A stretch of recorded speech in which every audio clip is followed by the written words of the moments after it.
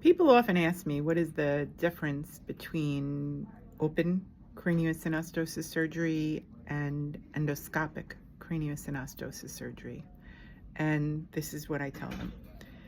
In the early 2000s, Dr. David Jimenez, who is a very good friend of mine, told me that he and his wife, Dr. Constance Barone, had developed an endoscopic way, or a minimally invasive way, of taking care of infants with craniosynostosis. At first, I didn't believe David.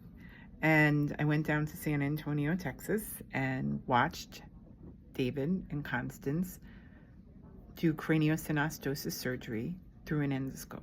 And I have to tell you, I was so impressed.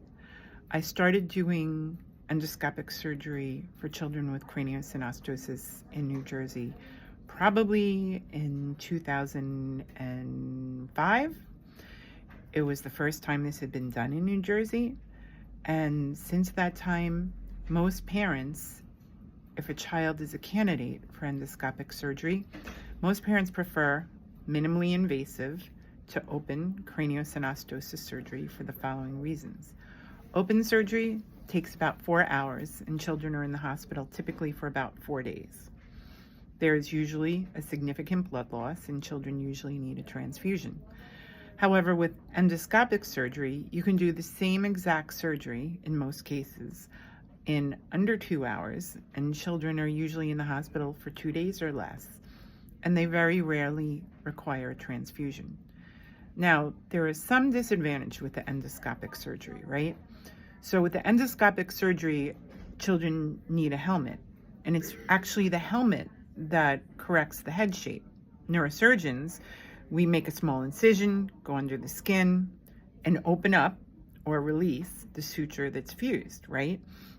But it's really the helmet that redirects and recontours the infant's head shape.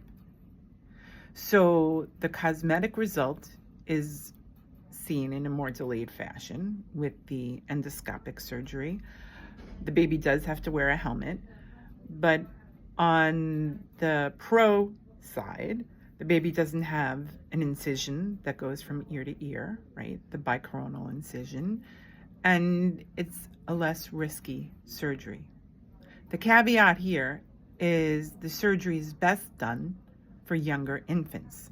So as a pediatric neurosurgeon, we prefer to see a referral or a consultation for an infant with a head shape problem when the baby is 2 or 3 months old. That's the perfect time to ask your pediatric neurosurgeon, does this baby have plagiocephaly or does this baby have craniosynostosis?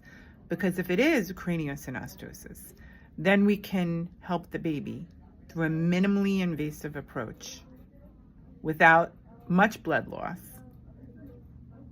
and the baby can avoid an open craniosynostosis surgery.